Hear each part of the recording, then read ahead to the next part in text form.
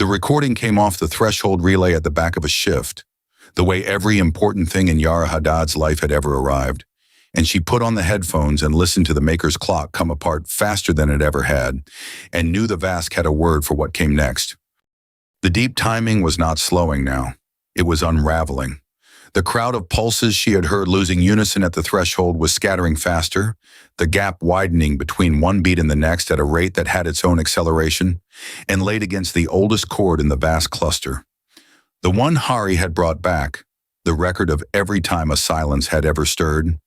It crossed that night, the rate of change the carrying grammar marked just before the only thing the grammar had no not for, just before a kept place answered.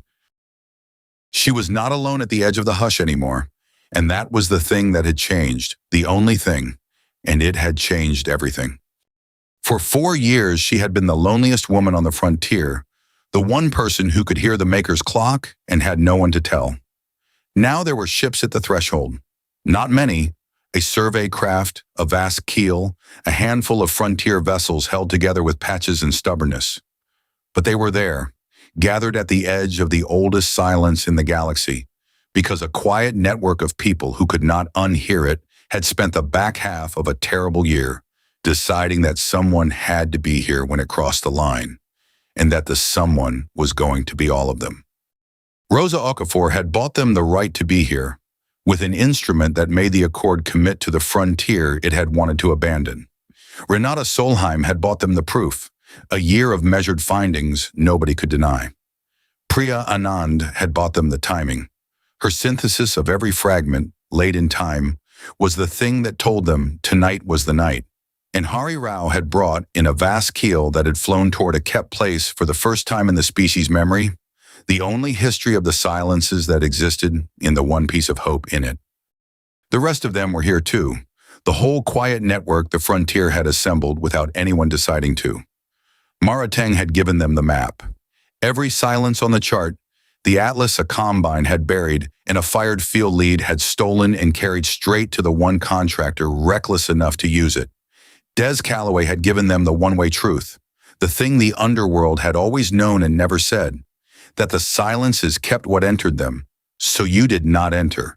You reached, you echoed, you knocked from the threshold and no further. Ress had come on the vast keel, kin adjacent, 2 years braver, one of the first runners in the species' history to fly toward a kept place instead of around it. And behind Ress, the keels themselves, a people who had carried their dead around these silences for 100 generations, here at last to fly to one. And Juno Vale was on the network from Corward Station, the station-born who had grown up inside the Maker's tech and felt it change in the walls of their home. The only humans alive who had ever lived inside the thing they were about to address. The people who lived in the mystery were here to hear it answer. It was the thing the tracker of every lonely frontier posting had always implied and never named. The people who could not unhear it had found each other and become, at the edge of the oldest silence in the galaxy, a single instrument with one voice. Harry came across to her survey craft in a suit, the way salvagers came across to each other, and he had a vast cord in his hands he would not put down. You're the one who's been hearing it longest, he said when he'd gotten his helmet off and looked at her boards, at the relay she'd laid into the boundary, at the recording of the center coming apart. I carried 100 holds dead out here to tell you one thing. And it's the only thing the Vask know that nobody else does. The silence has stirred before. Smaller. Slower. Every time they tied the mark, flew wider, and lived. There's a way through this. People have done it. And the part you're not saying? Harry was quiet, the way he got quiet, grief reading as silence rather than tremor. The part I'm not saying is that this one's the biggest and fastest they ever recorded. And no chord they keep has a knot for a silence that answers. They flew around the stirring ones. Nobody ever flew to one. Nobody ever knocked. We're going to knock. Yeah, Harry said. we are. Because we're the only people in the galaxy stupid enough to. And because everybody wiser already tried being quiet. And being quiet is how the Vask lost a home world, and the Sul lost their nerve, and the Accord lost 300 years. So we knock. Together. Loud. Once. The others came to her boards through the night, in person and across the thin network, each of them bringing the one piece only they could bring. Ress came across from the Vask keel in a suit a size too big, kin adjacent, 2 years braver than the runner Yara had once counted out of the dark by hand, and stood looking at the relay chain trailing into the boundary with the particular stillness of a Vask looking at a thing their whole people had been taught to fly around. My keel elders flew wide of these all their lives. They taught me the wide way was the only way that was also the living way. And now they are behind me, flying to one. Because a human counted me home once, and would not let me fly wide of him. You don't have to be on the line for this, Ress. It's our knock. You've got 100 generations telling you not to. That is why I have to be on the line. Someone who was taught to fear it should be in the voice that answers it. Otherwise, it is only recklessness. With me in it, it is a choice. Marating's voice came across the network from a patched hauler at the edge of the flotilla, dry and flat, a fired field lead who had brought the map and stayed to watch it used. I charted every grave on this frontier for a combine that wanted to rob them. Felt better than I expected. Handing the atlas to somebody who wanted to talk to one instead. Your center sits dead in the middle of the densest cluster I ever mapped, Haddad. You're not knocking on a door. You're knocking on the biggest door there is. And Des Calloway, who did not come to thresholds and had come to this one, said the only warning that mattered, low and dry, across the same channel. Everybody I ever knew who touched one of these is gone, not hidden, gone. So you knock from the doorway, you keep your hands on your own side of it, and when it answers, if it answers, you do not, whatever it says, step through. The dead are very clear on that, and they're the only ones who ever went and checked. What they built that night was not new. That was the whole point of it. The thing Yara understood as she wired it together with hands that had been doing exactly this for 4 years. Every piece of it was something a human had already improvised, somewhere, on some lonely frontier posting, by misusing a thing its makers never intended. They were not inventing anything to knock on the oldest door in the galaxy. They were assembling everything they had already learned to do, all at once, into a single voice.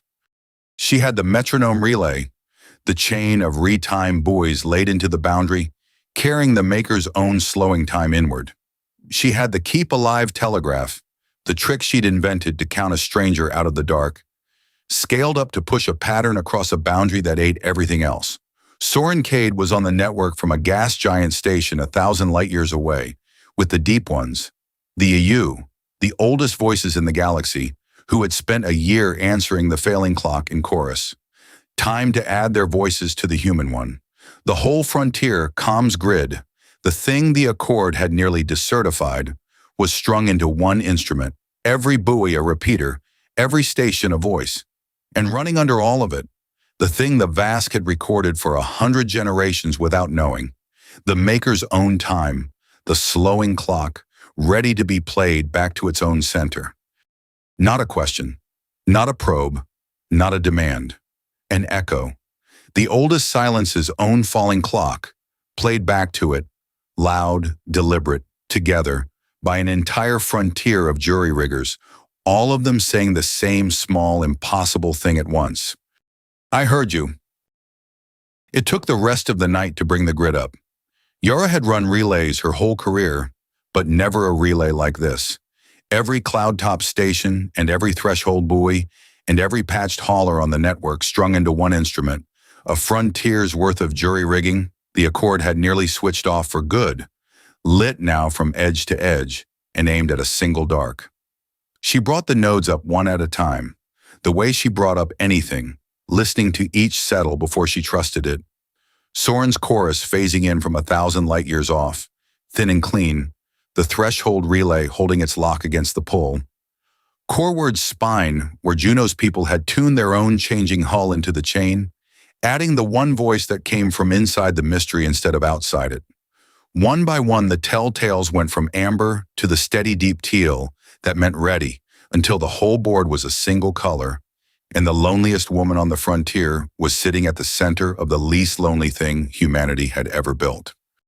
They waited for the clock to cross the line. Priya's synthesis had told them when.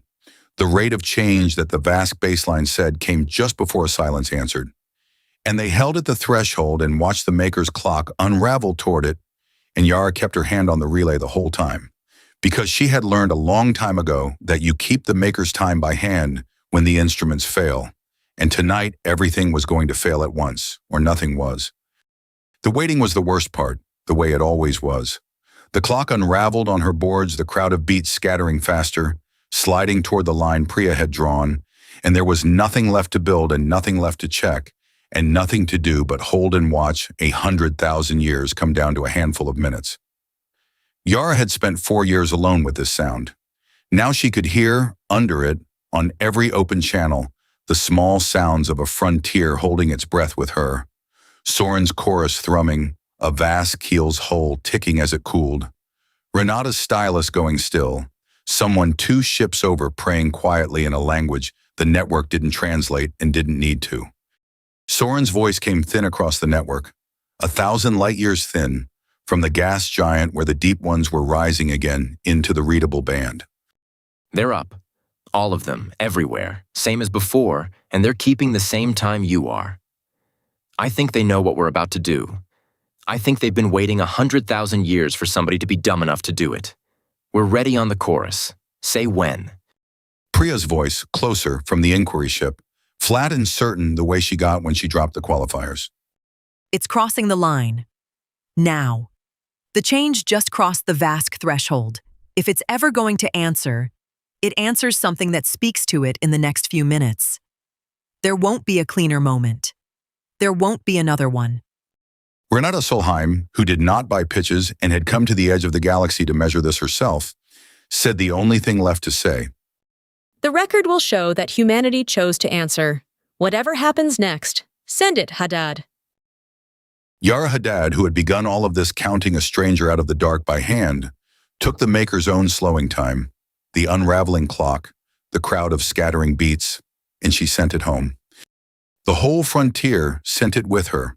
Every retimed buoy on the grid threw the reference inward at once. Soren's chorus of deep ones, 1,000 light years off, sang the same falling clock into 100 gas giants in unison. The Keep Alive telegraph pushed the pattern across the boundary that ate everything. The metronome relay carried it to the threshold and laid it at the center's own door. An entire species of jury riggers who had never out-teched or out-muscled anyone, who survived by being the most relentlessly inventive thing in a galaxy that had been getting along fine without them, knocked on the oldest door in creation, together, loud, deliberate, once, and said in every improvisation they had ever learned, the same small, impossible thing, I heard you. And then there was nothing, which was the part no one had been able to prepare for. The echo went out into the dark, and the dark took it, the way the dark took everything. And for a long, long moment, the center gave back exactly what it had given back for 100,000 years, which was nothing at all. Yara sat with her hand on the relay and her whole life in her throat and thought, of course this is how it ends. You knock on the oldest door in the galaxy, and the galaxy does what it has always done, which is keep its silence, and you go home having been, in the end, only the loudest fool on the frontier. The seconds stretched. On the channel, Soren stopped breathing. Nobody said the thing they were all thinking, that the dead had been right, that you did not get an answer, that you only ever got the dark. And the center answered. It did not come the way a signal comes. It came the way weather comes or grief, all at once and from everywhere, through the relay and through the hull and through the bones of every person at the threshold. Yara had the headphones on and tore them off because the thing was not in the headphones. It was in the air, in the deck, in her teeth. The depthless dark that had given back nothing since before the Accord drew the charts, the absence that had swallowed ships and buoys and a careless young runner and never once returned a single photon, was suddenly full of structure, light where there had never been light, pattern where there had never been anything at all, a vast deliberate geometry blooming out of the place that took everything and gave nothing, opening toward the small gathered ships the way a hand opens. It was beautiful and it was terrible, and the two were the same thing. The way the Vask had always known that awe and dread were one face seen from two sides, and it was meant. Every person at the threshold knew it, in the animal part of them that had nothing to do with instruments, that something on the far side of the oldest silence in creation had received what they sent and was sending something back, shaped with intention, shaped to be understood. And not one of them could understand it. It was not the makers returned.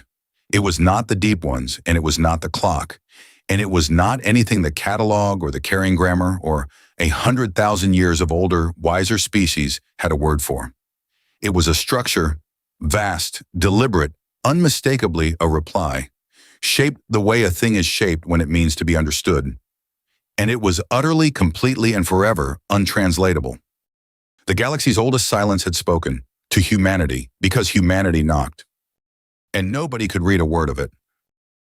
It went on for a while, the reply, structured and patient and unreadable, and then, not stopping exactly, but the way the deep ones sank back into their depth, the way the center had matched her once and then let go, it eased and the dark closed back over it, and there was only the hush again, lightless and patient and full, with a frontier of small ships at its edge that had just heard the oldest thing in creation say something none of them would ever understand.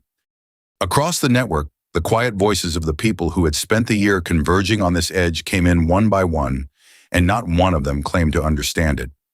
Soren was weeping, 1,000 light years off, and not hiding it. Priya was already recording, already careful, already refusing on the record to say what it meant, because she had built a whole career on not pretending she understood the deep ones.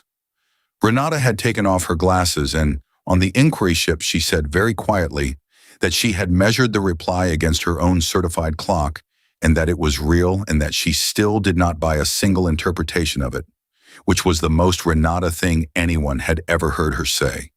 And from inside the warm change hull of Corward Station, Juno Vale said the thing only the station-born could say. It came through the walls. We felt it in the spine of the station, the same hour you did out there. Whatever you woke up, it's been in here with us the whole time. We've slept against it our whole lives. We just never knew it could wake up and say something back. And on the Vask keel, Ress in the keel said nothing at all, because there was no knot in the carrying grammar for this. And the Vask did not speak where they had no form for it. They only listened, a people who had flown around the silences for 100 generations, hearing one of them speak for the first time. Harry stood beside Yara with the warm old Vask cord in his hands. The 101st hand, kin to 100 holds dead, none of whom had ever flown to a silence, all of whom had wanted to. Well, what do we tell them? Harry said. The Vask, the Accord, everybody who's going to ask what it said.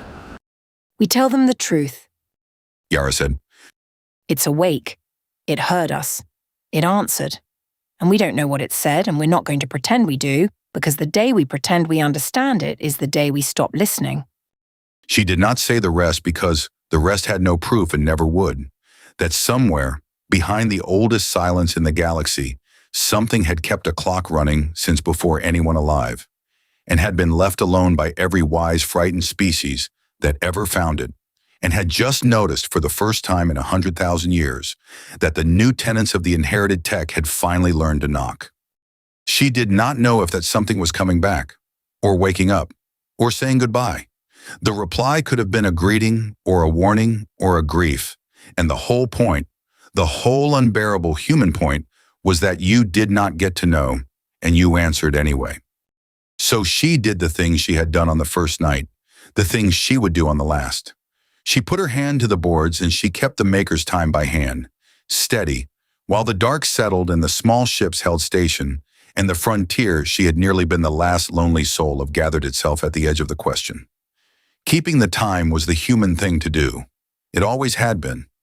You kept the time, and you answered when you were spoken to, and you did not pretend to understand the stars you had inherited and never made. They were always other people's stars. Humanity had just learned to answer when they were spoken to. Yara Hadad kept the time. The dark kept its silence, which was no longer quite a silence, and would never be one again. And somewhere on the far side of it, the oldest question in the galaxy lifted its head, for the first time in 100,000 years, and did not answer who or where or why, only yes, and I am here, and I heard you too, and left the rest, the whole impossible rest of it, wide open, the way the best questions always are, for whoever was reckless enough to keep listening.